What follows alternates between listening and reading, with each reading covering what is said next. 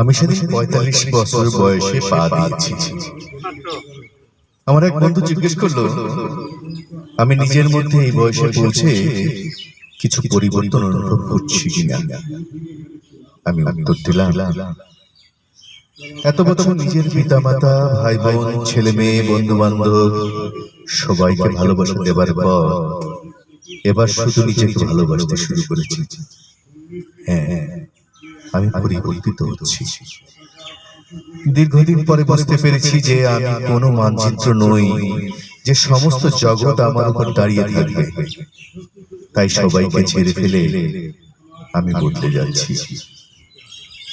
আজকাল আমি দোকানে বাজারে গিয়ে ২ পয়সা নিয়ে আর ঝগড়া করি না, কারণ আমি বুঝতে শিখেছি ২-৪ পয়সা বেশি খরচ হলে আমি দরিদ্র হয়ে যাব না।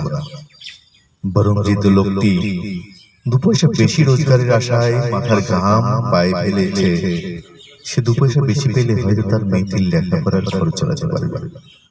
সত্যি আমি বলতে যাচ্ছি, বয়স্ক লোকদের বলা এই গল্প, একই গল্প বারবার শুনেও থামতে বলি না।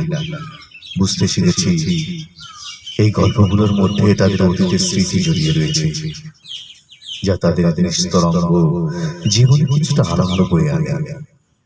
তাই আমি আর সেই আগের মতো তাদের কথা শুনে বিরক্ত হই না। লোকের ভুল ত্রুটি দেখে তাকে শুধরে দেওয়ার জন্য আগের মতো আর প্রাণপণ লড়াই শুরু করি না। কারণ আমি বুঝতে শিখেছি সারা পৃথিবীর লোকদের শোধরানোর দায় আমার নয়, বরং আমার মনের শান্তি আমার কাছে অনেক বেশি দামি। হ্যাঁ, আমি বদলে যাচ্ছি। এখন আমি বিনা কারণেই মানুষকে অভিনন্দন জানাই, তাদের প্রশংসা করি। এতে তারা যে আনন্দ পায়, তাদের সে আনন্দ দিতে পেরে আমি নিজেও আনন্দিত হই। আমাকে কেউ অবজ্ঞা করলে আমি আর আগের মতো অপমানিত হই না, বরং দূরে সরে যাই তাদের থেকে। আমি বুঝি তারা হয়তো আমার মূল্য বুঝতে না পেরে আমায় হেলা করছে, কিন্তু আমি তো জানি আমার কাছে আমি অমূল্য। আজকাল আবেগের যখন তখন অপ্রত্যাশিত প্রকাশ আমাকে আর লজ্জিত করে না, কারণ আমি শিখে গেছি যে এই আবেগগুলো আমাকে মানুষ বলে নিজের কাছে পরিচয় করিয়ে দেয়। এখন আর নিজের ইগোকে আঁকড়ে ধরে থাকি না। বুঝে গেছি ইগো মানুষকে একাকিত্বের দিকে ঠেলে দেয়, বরং এটি ছেড়ে দিলে সম্পর্কগুলো সুন্দর হয়ে ওঠে।